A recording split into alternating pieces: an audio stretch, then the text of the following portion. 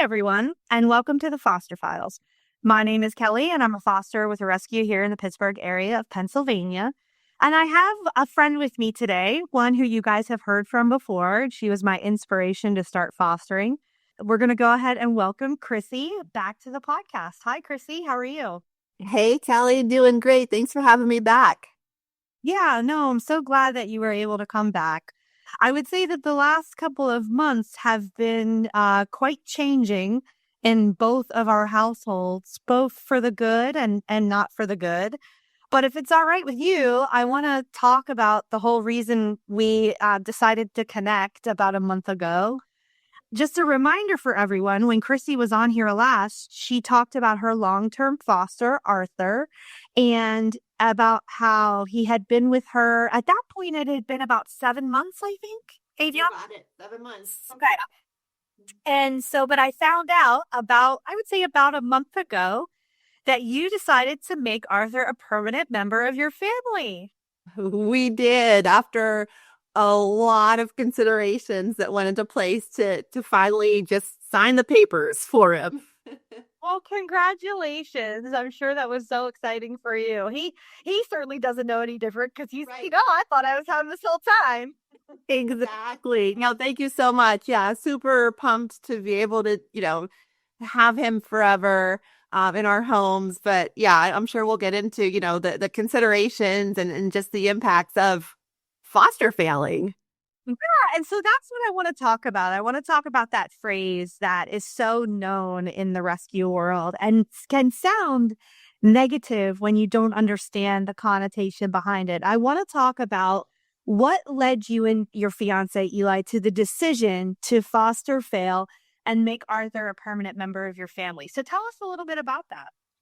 Absolutely. Yeah. So just a fun fact. I think we talked about it last time. I've been fostering for 10 years this year and went through the count of about 78 dogs and puppies, that we've fostered over the past 10 years.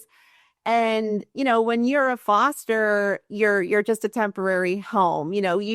I mentally prepare myself stating, I know this dog is not going to stay with us.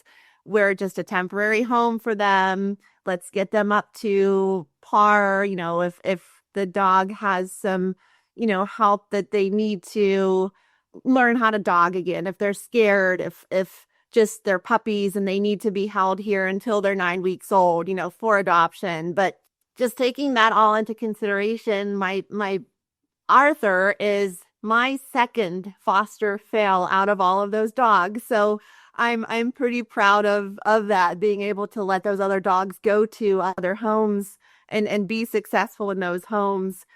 Just that consideration of keeping Arthur was just well, it was not a hard decision, but we did have him the same time frame that Saki, the last dog that we had that recently just passed, who we'll talk through a little bit later.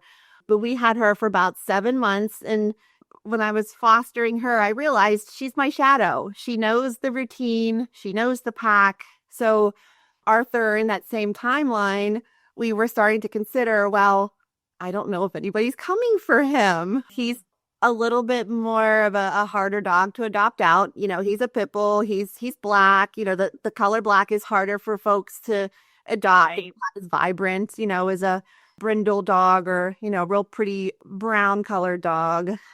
So we took that into consideration that, probably no one was coming for him, but also just the timing of, again, how long we've had him and our dogs too, right? They've had him for this long. And Miles and Saki, they're my senior dogs. Saki was 10, Miles is 11. I don't know when I would ever have a chance again for both of them to train another dog. Mm-hmm. Take your time. Thanks. So, yeah, we lost Saki earlier in November. So sorry. No, don't be, please. But so yeah, we lost her sooner than we thought we would. But we knew it was coming, but it just made sense, to keep Arthur because he was trained by the best. For me, and I certainly don't want to put any words in your mouth, but I haven't obviously talked about this yet because it happened 2 days ago, but we just made this decision to say goodbye to Snowball on Friday, and we're recording the Sunday after. Yeah, and we'll talk about those decisions because we kind of connected before this recording today and said this is gonna be a podcast about decision making. Mhm. And I think it's so, we talked very briefly about, did we want to reschedule, right? Because it's very emotional for both of us. These are raw, open wounds for both of us. But I think it's so important that when we talk about fostering and we talk about rescue, we talk about these loving decisions that are not taken lightly. I think sometimes when it comes to, if we want to talk about the foster failing first, whenever you talk about fostering, I'm sure it's the same for you. We've talked about this before. People always go, oh, I would just keep them all. I would want to keep them all. But I think if you're really aware of the state of rescue right now and what that means really means to keep a dog, and what that really means to like give everything to making sure that that dog has the best life, that it is a big decision to decide to foster fail. And probably part of that decision, or at least part of that, processing losing Saki was, oh, I'm so glad like Miles isn't going to be kind of by himself. Like this pack is still kind of together in a way where he's not having, and we aren't having, kind of two losses right in a row. Because certainly for the dogs, they don't understand that when a dog that they've known for 7, 8, 9 months goes to a forever home, to them, it's just gone. They don't necessarily comprehend anything other than it's here one day, it's gone the next. So for us, having Max, he's still here, having lost Snowball, even though Cheese and Snowball didn't play together or anything like that, I think she would still be really, really lost if Max weren't here. To be honest, I told Michael, I said, I would be looking for a new foster today. Right. Max weren't here because I wouldn't want Cheese to be alone. And so there's probably a little, I don't want to say relief, but maybe a little comfort in that for you Absolutely. guys. 100%. Yeah. Yeah. Arthur's just kind of taken the spot of, the three. We're used to having three dogs. Our normal pack is three. So it is very comforting to have, Arthur here, and his just funny demeanor. He makes the situation lighter, so it's just been a blessing, to have Arthur here. And kind of going back to, why we decided to keep him as well. Everyone in the foster world, you have that mental and emotional state of, we know we're not going to keep this dog. We're going to do our best not to keep this dog because of, like you said, the state of the rescue world. I mean, shelters are full, and a lot of these foster-based organizations truly just have a handful of folks that can foster dogs. And when you foster fail, which again is not a bad term, but I also have to explain it to folks that it's not a bad term, but you are taking up space to be able to foster again. When do adopt that dog, and that's what's helped me let so many others go on and be successful, get adopted, is because I know I couldn't have another space to help out another dog if I were to adopt, one of my fosters. So it was a very, very big decision, having 4 dogs, which we have the room for, but it's expensive, the dog food, the vet care, monthly medicines. So definitely a lot to consider, but I'm glad that, the way it worked out, it was just truly a blessing. Absolutely. Yeah. Yeah. So where are you at mentally with fostering again then? So that's the big question. Right. I imagine. Yeah. So Arthur is he's still not 100% confident. So we've had played out 2 scenarios where, so Eli's mom and dad, they have 2 dogs that they adopted through Tiny Cause, both that we have fostered. They fell in love with one of the moms of the Italian litter, and then one of the babes from the Valentine's Day litter. And Arthur just loves them. He loves to run and play with Rosie and Tilly. So, he's always been great with other dogs.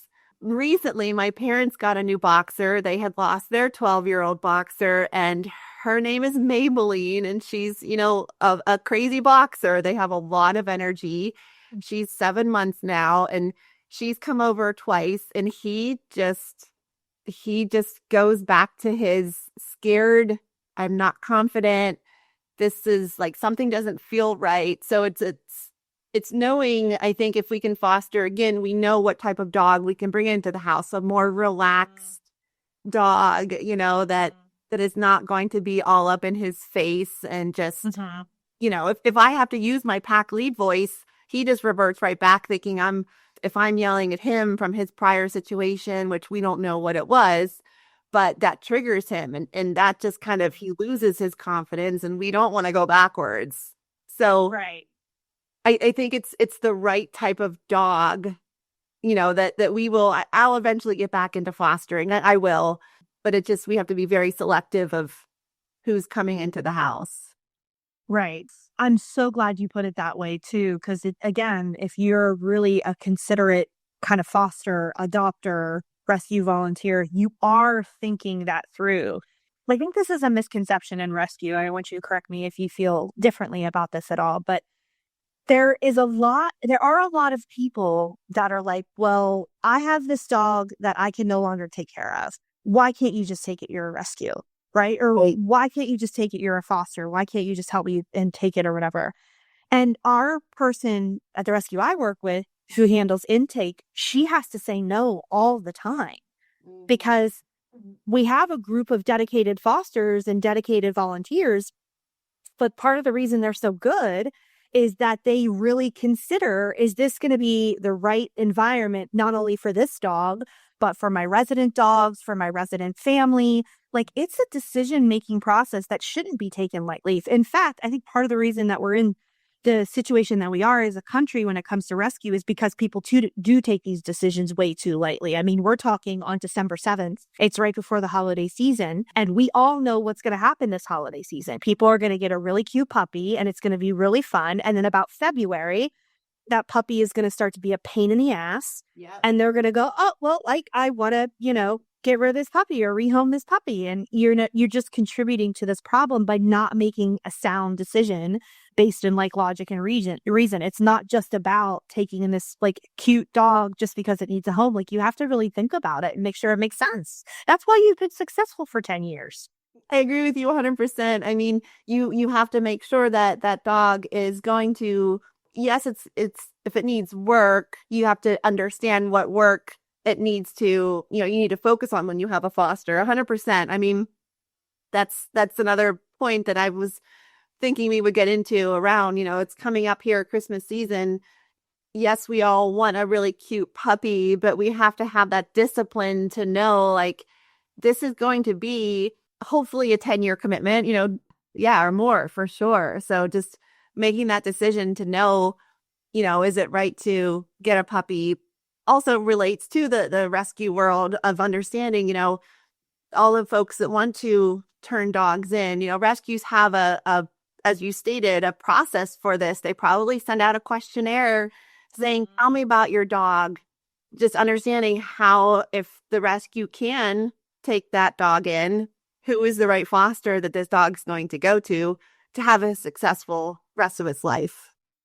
Right. I mean, this is not a situation to be taken lightly because it is a serious situation. And no rescue wants to see a dog go into a bad situation because they were unable to take it in or be euthanized because they were unable to take it in. No rescue wants that. But unfortunately, there's really no other choice. And it's just really, really tough. But I'm really excited for you guys. I'm really excited that Arthur was such a part of the pack that it just got to the point where you're like, okay, like, I feel like he's our dog. And so what does that look like for us? And the point where, and I'm sure I know you have felt this too, when you start to, like, however you work with the rescue to, set up meet and greets. I know Cross Your Paws, you do the meet and greet yourself, folks come to your house. And this again has happened for almost every single foster I've had. When you get the text from the rescue, like it's an ask for, hey, when are you available for a meet and greet? And you're just, your heart sinks, but this is this is the next step. I knew too when I was starting, when I would get texts from Darla or from Mindy, like I would not read them for not a day, like maybe okay, maybe like 5 or 10 minutes, like, but I did not want to look at them because I did not want to know that he has a meet and greet set up. And that's when I knew, like, okay, Yeah. like I just don't want to say Can't goodbye let to this dog go. Mhm. Yeah. I can't let this dog go. Yeah. Oh, well, I mean, honestly, like, that's such a lovely, that's such a lovely feeling. I mean, I had a handful of fosters that I felt more attached to Mhm. than others. And it's just been one of those things where it's like, yeah, I feel attached to them, but it's like, I'm so excited to see them, get their next step and get their forever home and whatever. It's such a nice thing, like when like when Cheese came back to us Right. as having been returned by her adopter. I was like, yeah, this is our dog. You knew it. I mean, it was just like, and we didn't think she was coming back. And the way that Michael got so upset when she left, I was like, oh God, I screwed up letting letting her get adopted. It was like, well, she's probably not coming back, but like in the off chance she does, I think we're just going to keep her. And then a week later, she was back in her house. I was like, yep, this is our dog. And I'm so like grateful for her. Yeah. Amen. I mean, Mhm. that's it. That's the universe speaking, and Right. not that Arthur would be unsuccessful in another home. It's just the fact that we know that he would have to start all over again. And Mhm. he's not a let's walk the neighborhood type of dog either. Let's, when folks, again, kind of going back to fitting the right dog to the foster, obviously you're fitting the right dog to folks that don't have a preference on the dog. They'll submit an application to a rescue saying we would like to find a dog that fits our lifestyle. So just knowing that and getting that response back from the foster, understanding, hey, I can tell you about my foster dog and these are his likes, these are the dislikes, this is what just the experiences that they've had. So it's really cool just to be able to get to do that and see that in the dogs. And anyways, yeah, I just think it was just the right fit. He runs the land here until his legs fall off. He just That's awesome. has a blast. Yeah. So I'm glad the universe worked out here for Cheese as well. Yeah, it did. I mean, she's such a great dog. She's more of a personality Yeah. that way than I've experienced before, but we're so grateful for her. And that kind of like transitions us a little bit into talking about the next hard decision conversation we're going to have. And I'm really grateful she's here with having lost Snowball Yeah. Friday. So if you've been listening to this podcast since I started it, you've heard me talk about Snowball. You heard me have a conversation with Dr. Hogan Togler from K-Vets, who had been treating him with manual spinal manipulation because he has had degenerative disc disease. And so, unfortunately, Thursday evening, we have a raised ranch home. So we have one set of stairs, and Michael was doing the dishes upstairs in our kitchen on our main living level. And I was downstairs in our laundry room folding laundry. And I just heard this like crazy crash down the stairs. And it took me a minute to like process it because at first I thought it was Max just being Max and just running down the stairs in that, goofy, clumsy way he does. And then I realized it like didn't sound right. And I was like, oh my God, what if that was Snowball?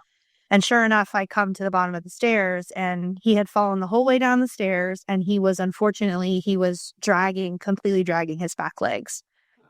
So they were completely paralyzed.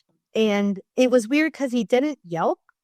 And he was still trying to move, but you could tell he was uncomfortable. Like as soon as I picked him up, he was breathing really fast and his heart was just racing. So very kind of long story short, we ended up going to an emergency vet in the area. We went to our regular vet first and they said, you need to go to the emergency vet. And it's called Blue Pearl and it's up on the north end of Pittsburgh. And They kept him overnight. He had calmed down to the point where he was able to like fall asleep on our laps, like kind of going from vet to vet, which was a blessing. To me, it looked like a good sign. And our vet gave him a shot of a steroid because we were trying to address any inflammation that would be in his back, hoping that maybe if the inflammation just came down, we could get back to some sort of normal, but also knowing that that was potentially not going to be a thing. And so Blue Pearl kept him overnight. They gave him IV pain meds, which made me feel, and they gave him like opiates. So it made me feel better leaving him there overnight because I was like, okay, well, like, he's going to be in the fifth dimension. So he's not going to know anything that's going on. And they fed him. And then the next day, the neurologist came in and she did an MRI. And she said, listen, he has several herniated discs. I can tell the 2 or 3 that are the worst ones, but what I can't tell is which herniations are chronic from his condition that you've been treating the last 2 years and which are acute from the fall down the stairs. And she said surgery is an option. Usually with a surgery like this, we can see anywhere to an 80 to 85% success rate. However, he's 15 and he has chronic herniations. Usually they see that high of a success rate with more acute issues as opposed to chronic issues. She said, so his success rate is closer to like between 50 and 80%. And here's the thing. I think when you think about surgery and you hear above 50% success rate, your instinct is go, well, that's really good, right? But for us, it was not the potential of success. It was what did not being successful look like? Right. And that's what we asked a lot of questions about. We said, okay, well, if we do the surgery and he's not successful, what does that look like? Well, that looks like complete paralysis, continued paralysis of his back legs, the potential to not be able to actually release his bladder. So he wouldn't be able to urinate on his own. So he would have to learn how to express his bladder. Wow. And for us, for a 15-year-old dog who loves to go on walks, lived for it, demanded it, at 15 could barely move his back legs and would demand we take him on a walk, like demand it. The idea of, we weren't talking about a situation where they said, well, not being successful looks like he can barely use his back legs. Like literally not being successful was paralysis. Yeah. We couldn't bear taking that away from him, taking that quality of life away from him that we had been working so hard the last 2 years to hold on to. And, I'm so grateful. And Michael really well. You've known my husband for years and you know how wonderful he is. Mm-hmm. And I'm so grateful for him because when we were talking to the neurologist about options and we were asking a ton of questions, he was the first one to say, I think we have to say goodbye. Yeah. And I'm just really grateful for him because he was braver than it was to say that. Somebody. It says I was thinking it, but I couldn't bring myself to say it. Right. And so the fact that he could say it and then he and I could talk through why we think that's okay, ultimately led us to make that decision. And interestingly enough, when we called the neurologist back, she called us back, or we were already on our way to Blue Pearl. We just decided to get in the car and go. Yeah. We said, yeah, we're on our way. We've actually decided to say goodbye to him. She said, I really think that's the best decision. It's one of those things that, you think about, you have to do everything for your dog if you love him, right? Absolutely. And you have this social obligation and this societal obligation that if you love your dog, you're going to do everything you possibly can. But the reality of it is sometimes the most generous thing we can do for a companion animal that we love is to say goodbye to them. Absolutely. That's the hardest part, Kelly. It's playing God. That's how do you make that decision? But it's just also amazing that the doctors, like, they know, but they don't want to tell you what to do. But just to hear they're on the same side as you and you're making the right decision, it helps. It doesn't heal you, but it helps you. And that was very similar with Socks, her situation. they wanted to, we did a few surgeries for her, cutting out some of the mast cell tumors. But then whenever the soft tissue sarcoma grew between her shoulder blades, the oncologist wanted to operate, and then he just amazing people, but they just I didn't mean to say like nothing against them, but they didn't guarantee clear margins. Like couldn't guarantee that all of the cancer was going to come out, and that's the same, with Snowy. Like the end prognosis then after surgery, they're going to be cooped up for how many, a month, 2 months. Like they're older, they're geriatric dogs. You want them to enjoy the rest of their life. Right. Right. I do want to say this because I see a lot of conversation online about this. We have to, as a society, we have to be better to vets. We just have to be better to them. I really believe in that. I see a lot of people say, I want to be totally transparent because I think that it's so important to be transparent on this. We spent $6,000 to say goodbye to our dog. Yeah. Like, we spent $6,000 and he died. Okay. Yeah. So, the economy sucks right now. Everything is more expensive and we're going into the holiday season. And so it would be insane to not have a conversation about the money side of it and how much it costs.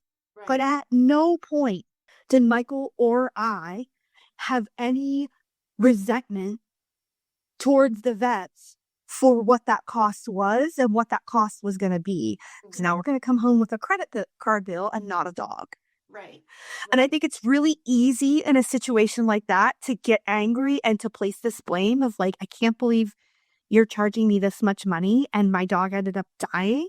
We could have paid $9,000 to $11,000, which by the way was the estimate for the surgery. $9,000 to $11,000, and he could have died on the table. Right. Or he could have come home and been completely paralyzed. And it wasn't about the money, but also I think it's so important that we, as kind of people who are educating about rescue, that we are not naive to the fact that money is part of it. But that being said, I don't blame those vets for how much it would have cost and how much it did cost. I don't blame those vets for saying to us, this might not work and he might not have the quality of life you want for him. We just don't know.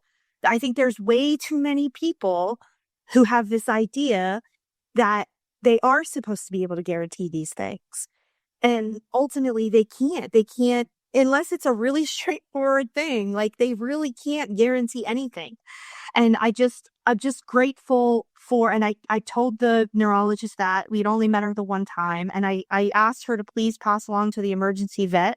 I called our regular vet and told them, and I said, thank you for the care that you gave, because even though the end result was what it was, they did everything they could to make sure that he was going to be okay to the degree that he could be okay.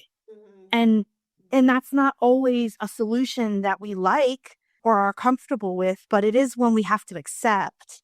So I just did want to put that out there too, because I do see a lot of these emergency vets get a lot of shit, honestly.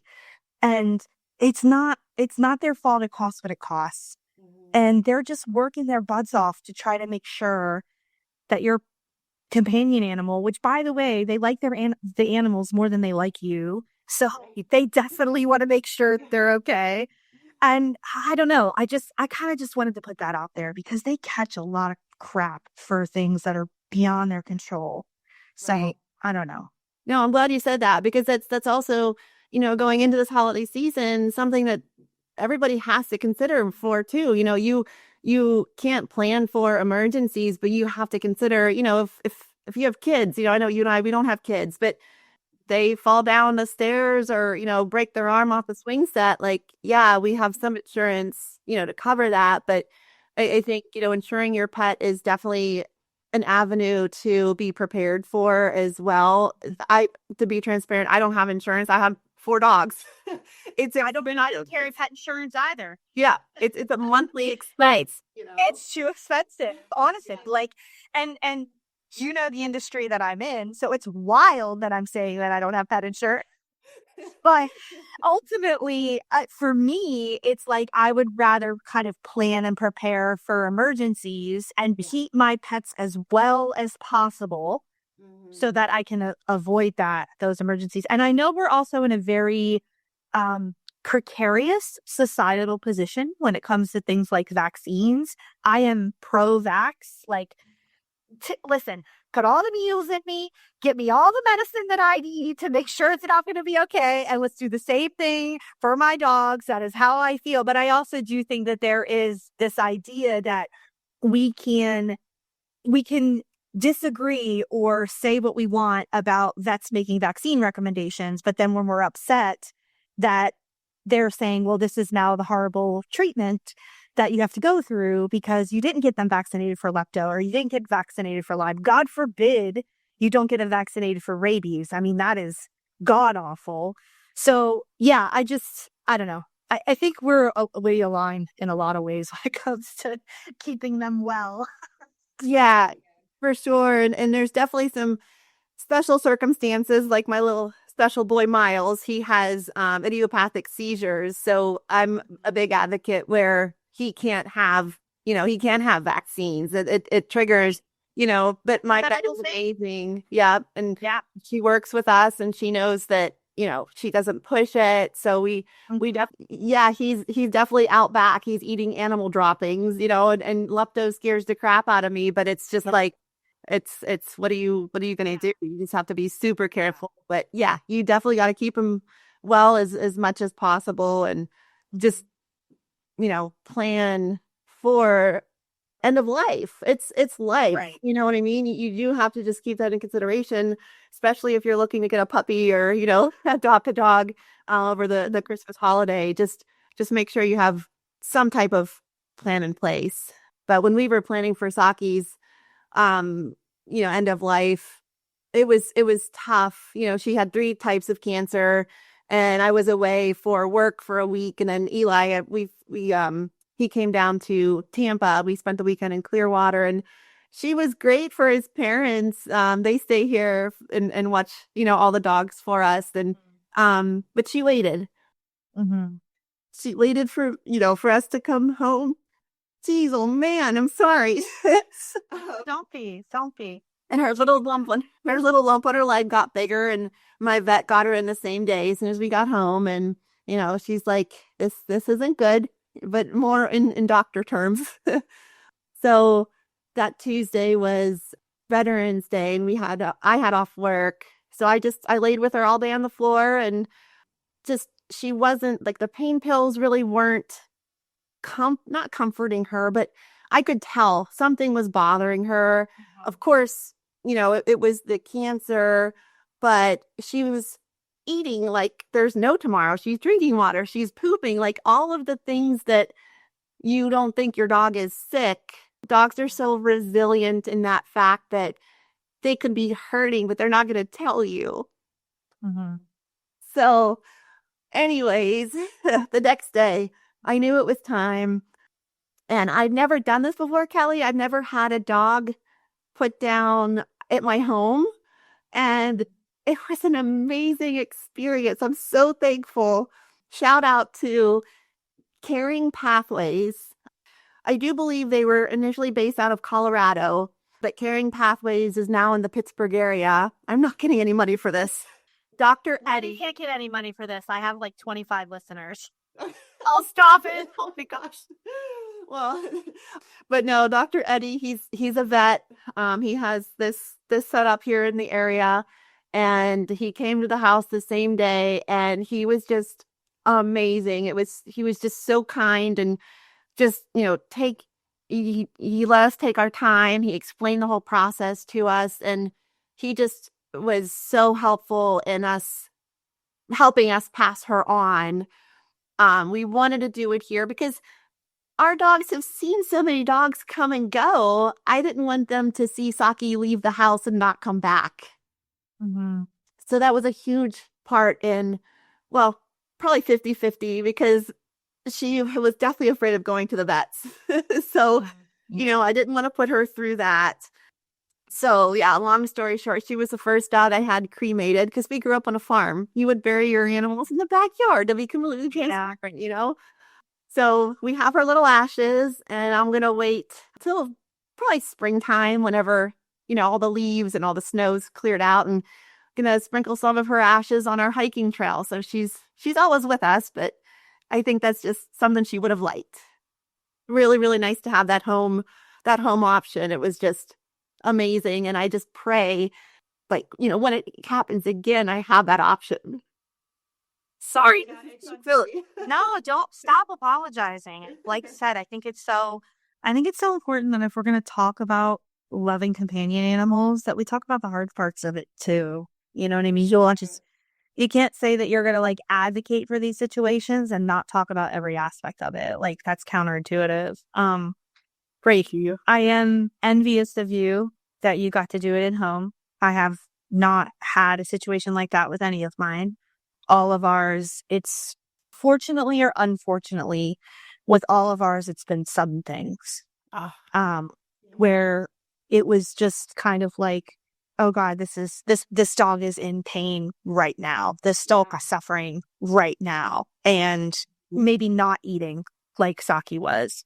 And like honestly, if I had taken like steak to Snowball, I don't even know that he would have eaten it. And so when you talk about like a dog not wanting that high value thing, and that was the way Stether was, that's the way Little Girl was, and Bear, who we had years and years ago, and Wilson, it was all kind of very sudden. Shane is the only one that died at home. Actually, he died in my lap on the way to the vet because he just kind of collapsed in the front yard, and then he was gone as soon as I got home. He waited for me to get home. right. But, I'll put the Caring Pathways link in the show notes so that anybody who is maybe starting to see that it might be time to make a decision for their beloved pet, maybe they could take a look. I know that when Little Girl was going to go and we knew it was the day, we at home wasn't an option for us because they had like schedules where they had already had one scheduled. I wish it had been an option for us because Little Girl also hated going to the vet and it was not a great experience. But I also knew that there was no way I could keep her in the pain that she was in any longer. So I think if we want to sort of just, I don't know, put a little bit of a bow on this conversation, I think if you're considering getting a companion animal for your family, I think kind of the moral of the story for me is it's all about thoughtful and loving decision making, right? So deciding to bring an animal into your home is a decision making process. It's not something where you just have to say yes because you have the space or say yes because someone asked. Like you have to make sure that it makes sense for that animal and for your family and for your situation. And then when it's time to say goodbye, that's also a loving decision to make. And just because that dog is eating and drinking, or that dog is going to miss out on more time with you, really step back and be like, but is this dog, am I doing this for me or am I doing this for them? And if there's a possibility that you're keeping them going for you, that's probably not the best decision, right? So it's really, really hard. This is the worst part of loving our pets, far and away. And I know that I've had conversations with people, like I have a lot of clients that I'll talk to and they'll say, well, we lost our dog last year. And maybe these clients are like post-retirement. They're like, I just can't ever do it again. So I'm not going to ever get a dog again because I can't ever say goodbye like that again. And that's totally valid.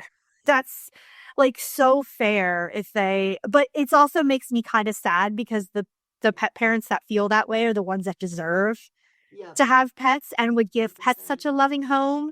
But I can completely understand wanting to avoid that heartbreak too. So it's all valid. I think where I tend to be my most judgmental is when I know that whatever decision making is happening is coming from a place where you haven't given that pet any consideration. Like I'm getting this puppy because it's cute and my kids say they want one, as opposed to thinking it through. Or I am keeping this dog alive because who am I to play God and put them down? It's like, okay, but like, they're suffering. I don't know. Let's think about this a little bit. So I don't know. What are your final thoughts on all this? Oh, I mean, you just summed it up perfectly, Kelly. I'm on the same page with you. Yes, it's hard to play God, but you can't selfishly keep, your hard dog with you. You have to know your dog and know that it's the right time, 100%. And it's just know that they'll always be with you and you'll see him at the bridge. Right. Right. I am so grateful to you for coming on and being so vulnerable. Um, Thank you. Oh, thank you. Thanks for being their voice. 100%. This is Thank you. Yeah, too. And yeah, so to kind of wrap this up, I will post on the page. I'll post if you'll send me a picture of Saki. I'll post a little picture of Saki to go up with our episode here, and I'll post a picture of Snowball. And congratulations to you guys and Arthur. I am so glad he found his forever home with you. What a loving gift that you gave him, and it's such an amazing home. For everybody that's listening, if you haven't already, you can follow the podcast wherever you get your podcasts. So please make sure you subscribe to the podcast so you always know when new episodes come out. If you have any emails of people or any suggestions of people I should talk to or subjects I should talk about, you can email me at thefosterfilespodcast@gmail.com. And please follow the podcast on Instagram at the Foster Files Podcast. Thank you again to Crissy for all the incredible work that you do. I'm sure we'll have you on again to talk a little bit more. But until then, have a really, really nice holiday and a happy new year. you too, Kelly. Love to you and Michael. All right, you too.